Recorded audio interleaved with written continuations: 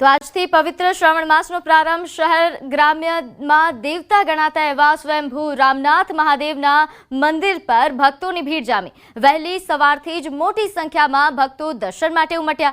ભક્તોએ દર્શન કરીને ધન્યતા અનુભવી। રામનાથ મહાદેવ મંદિર શહેરનું એ સૌથી પ્રાચીન મંદિરમાંનું એક છે। મંદિરના પૂજારીએ કહ્યું કે રાજકોટ શહેરની સ્થાપના પહેલાનું આ મંદિર છે, જે કોઈ સાચી શ્રદ્ધાથી આવે છે તેમની મનોકામના રામનાથ દાદા ચોક્કસ પૂર્ણ કરે છે।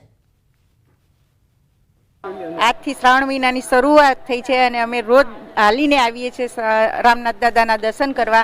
અને રામનાથ દાદાના દર્શન કર્યા પછી અમને ખૂબ શાંત અને શાંતિથી જીવન પ્રસારવાની અનુભૂતિ મળે છે। અમે લોકો અહીંયા 365 દી શ્રાવણ મહિનો હોય એવું નહીં, રામનાથ દાદા સ્વયંભૂ હાજર છે અને અમારી ટોટલ મનોકામના પૂરી કરે છે। અમે દિવસમાં એકવાર તો માથું ટેકવવા આવીને આવી છીએ। આજે શ્રાવણ મહિનાનો પહેલો દિવસ છે, તો એમ થયું કે હું પણ આજે દર્શન કરી આવું સવારમાં વહેલા। તો આજે મને દર્શન બહુ સરસ રીતે થયા।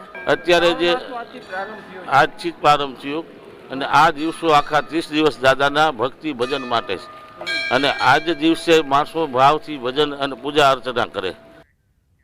તો આ તરફ તાલાલાના ધારાસભ્ય ભગવાન બારડે અનોખી પહેલ કરી। શ્રાવણ માસ શરૂ થતા તાલાલા વિધાનસભા વિસ્તારમાંથી 5000 સિનિયર સિટીઝનોને યાત્રા કરાવશે। સોમનાથથી દ્વારકાની યાત્રા કરાવશે। ધારાસભ્ય ભગવાન બારડ આવતીકાલે 25 તારીખે પ્રથમ ટ્રીપ દ્વારકા જવા રવાના થશે। અત્યાર સુધીમાં કુલ 5000 સિનિયર સિટીઝન્સ લોકોએ રજીસ્ટ્રેશન કરાવ્યું, જેમાંથી આવતીકાલે 2500 સિનિયર સિટીઝનોનું એક ગ્રુપ 300 થી 500 કાર્યકરો સાથે તાલાલાથી દ્વારકા જવા રવાના થશે, જ્યારે આગામી ટ્રીપ 28 તારીખે સૂત્રાપાડાથી રવાના થશે, જે લોકોને તમામ ખર્ચ એ તાલાલાના ધારાસભ્ય ભગવાન બારડ ઉઠાવશે।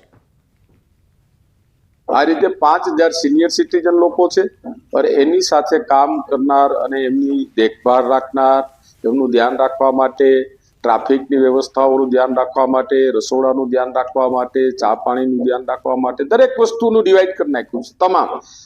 એમને દાંતણ માટે પણ એક ટીમ તૈયાર કરી છે કે સવારમાં દાંતણ જોતું હોય તો પણ એમની વ્યવસ્થા એ ટીમ કરી આપશે। એ રીતનું આખું પ્લાનિંગ ઘણા દિવસોથી બેસીને કર્યું છે। એટલે કમસે કમ આ 4 દિવસની અંદર 6000 લોકોનું આ તીર્થયાત્રાની અંદર એમનું રજીસ્ટ્રેશન થયેલું છે। આગામી રક્ષાબંધનના તહેવારને લઈને સાળંગપુરમાં મારા દાદાને મારી રાખડી અંતર્ગત અભિયાન શરૂ થયું, જેમાં સાળંગપુર હનુમાનજી મંદિરમાં ભક્તોની દાદા રક્ષા કરે તેવા ભાવ સાથે રાખડી અને પ્રાર્થના પત્ર એ ભક્તો દ્વારા મોકલવામાં આવે। તે પત્ર તેમજ રાખડી રક્ષાબંધન પર્વ નિમિત્તે દાદાના ચરણોમાં ધરાવવામાં આવશે। દર વર્ષે રક્ષાબંધન પર્વ પહેલા ખૂબ મોટી સંખ્યામાં ભક્તો અલગ અલગ પ્રકારની રાખડીઓ તેમજ પ્રાર્થના પત્ર મોકલતા હોય છે। તે જ રીતે આ વર્ષે પણ ભક્તો રાખડી અને પત્ર મોકલે તેવું સાળંગપુર હનુમાનજી મંદિરના સંતો દ્વારા ભક્તોને આહ્વાન કરવામાં આવ્યું છે। ભારત વર્ષની અંદર ઘણા બધા એવા બધા બહેનો છે કે શ્રી કષ્ટભંજન દેવ હનુમાનજી મહારાજને સ્વયં પોતાનો ભાઈ માને છે અને હજારો ને લાખો બહેનો પોતાના હસ્તે રાખડી એ હનુમાનજી મહારાજના દરબારમાં પહોંચાડતી હોય છે। એ દરેકનો ભાવ અંગીકાર કરીને અમે પોતે હનુમાનજી મહારાજના દિવ્ય શણગાર આ રાખડીમાંથી તૈયાર કરીએ છીએ અને તમામ રાખડી હનુમાનજી મહારાજના શરણે સમર્પિત કરીએ છીએ। તો ગુજરાત એસટી નિગમ પણ આ વર્ષે રક્ષાબંધન અને જન્માષ્ટમી તહેવારો માટે 6500 ટ્રીપનું એક્સ્ટ્રા સંચાલન કરશે। રક્ષાબંધનના તહેવારમાં રાજ્યમાં ગ્રામ્ય કક્ષા, જિલ્લાથી જિલ્લા તેમજ તાલુકા કક્ષા તેમજ અમદાવાદ, રાજકોટ, સુરત, મહેસાણા, વડોદરા જેવા શહેરી વિસ્તારોમાં જરૂરિયાત મુજબ એક્સ્ટ્રા સંચાલન કરવાનું આયોજન છે, જ્યારે જન્માષ્ટમીના તહેવારો દરમિયાન ડાકોર, દ્વારકા, શામળાજી તેમજ મહત્વના સ્થળોએ જરૂરિયાત મુજબ એક્સ્ટ્રા બસોનું સંચાલન કરવાનું આયોજન કરેલ છે। પ્રવાસીઓ એડવાન્સ બુકિંગ પણ કરાવી શકશે। આ વર્ષે વધારો કરી 6500 ટ્રીપો જેટલી એક્સ્ટ્રા ટ્રીપો ચલાવવાનું આયોજન કરેલ છે, જેમાં મુખ્યત્વે રક્ષાબંધનના તહેવારોમાં રાજ્યમાં ગ્રામ્ય કક્ષાએથી જિલ્લામાં, તાલુકા કક્ષાએ તેમજ અમદાવાદ, રાજકોટ, સુરત, મહેસાણા, વડોદરા જેવા શહેરી વિસ્તારોમાં જરૂરિયાત મુજબ એક્સ્ટ્રા સંચાલનનું આયોજન કરવામાં આવશે। અને જન્માષ્ટમીના તહેવારો દરમિયાન શામળાજી, દ્વારકા, ડાકોર તેમજ અન્ય ધાર્મિક સ્થળો જ્યાં પ્રવાસીઓનો ઘસારો રહેશે એ બાદ એક્સ્ટ્રા સંચાલન કરવામાં આવશે. પશુપાલકોના વિરોધનો મામલો. ઇફકો ચેરમેન દિલીપ સંઘાણીનું નિવેદન સામે આવ્યું છે. પશુપાલકોની માંગ વ્યાજબી છે. પશુપાલકોને પોષણક્ષમ ભાવ મળવા જોઈએ, પરંતુ દૂધ રસ્તા પર ઢોળી નાખવું એ વ્યાજબી નથી. પશુપાલકોને જ દૂધની સાચી કિંમત ખબર પડે. પશુપાલકોની માંગ વ્યાજબી છે, પણ દૂધ ઢોળી નાખવું એનો રસ્તો નથી. કોઈ પણ કુદરતી જણસ દૂધ હોય કે કૃષિ ઉત્પાદન હોય એને રોડ પર વેડફી નાખવું, ઢોળી નાખવું એ યોગ્ય નથી. એને યોગ્ય શિક્ષણ પણ આપવું જોઈએ અને યોગ્ય ભાવ મળે, એમને પોસાય એવા ભાવ મળે.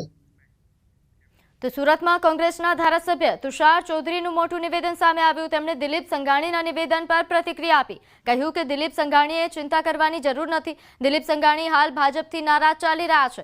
સહકારી ક્ષેત્રે દિલીપ સંઘાણીને ભાજપનું સમર્થન મળવું જોઈએ, તે નથી મળતું. ત્યારે માત્ર લાઇમલાઇટમાં આવવા માટે રાહુલ ગાંધી સામે આવા નિવેદનો આપે છે. દિલીપભાઈએ ચિંતા કરવાની જરૂર નથી કે આ ઘોડા છે કે ગધેડા છે કે ખચ્ચર છે. એ દિલીપ સંઘાણીનું પોતાનું મંતવ્ય હોઈ શકે, કારણ કે દિલીપ સંઘાણી હાલ ભાજપથી નારાજ ચાલી રહ્યા છે. એમને બી સહકારી ક્ષેત્રમાં ભાજપ દ્વારા જે એમને સમર્થન મળવું જોઈએ એ સમર્થન મળતું નથી. એટલે હવે તો લાઇમલાઇટમાં આવવા માટે આવા રાહુલ ગાંધી સામે નિવેદનો કરી રહ્યા છે. બાકી અત્યારે સક્રિય રાજનીતિમાં દિલીપભાઈ સંઘાણી ક્યાં છે? આગળ વાત કરીએ કચ્છની. ફરી એકવાર કચ્છમાં 900 કરોડના ડ્રગ્સના જથ્થાનો નાશ કરાયો. ગૃહ રાજ્યમંત્રી હર્ષ સંઘવીની હાજરીમાં ડ્રગ્સના જથ્થાનો નાશ કરાયો. ગાંધીધામ, માંડવી અને મોરબીમાંથી પકડાયેલા નશીલા જથ્થાનો નાશ કરવામાં આવ્યો. ગાંધીધામ, માંડવી અને મોરબીના 28 કેસમાંથી કોકેઇન, ચરસ અને સિરપનો જથ્થો ઝડપાયો હતો, જે નષ્ટ કરવામાં આવ્યો. 28 NDPS કેસમાં જપ્ત કરાયેલા 391 કિલો ડ્રગ્સ અને 8,986 લીટર સિરપનો જથ્થો વૈજ્ઞાનિક ઢબે નાશ કરવામાં આવ્યો. ભચાઉ તાલુકાના લાકડિયા વિસ્તારમાં આવેલી Saurashtra enviro project private limited company ખાતે નાર્કોટિક્સના જંગી જથ્થાનો વૈજ્ઞાનિક પદ્ધતિથી નાશ કરવામાં આવ્યો. આ દેશની સૌથી એમ કહેવાય કે લેટેસ્ટ ટેકનોલોજી કે જ્યાં હજારો ડિગ્રી પર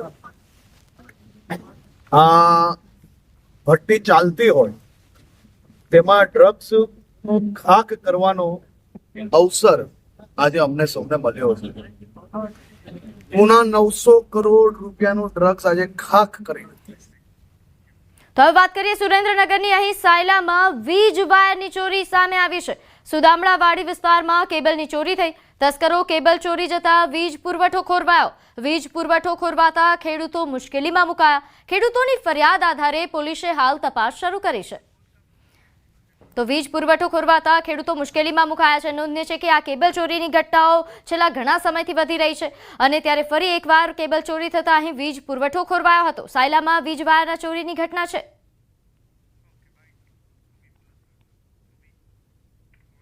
વાયર આશરે 5 ગાળાનો વાયર આજનો છે. કેટલા ખેડૂતને અસર હશે? ત્યાંથી 100 થી 200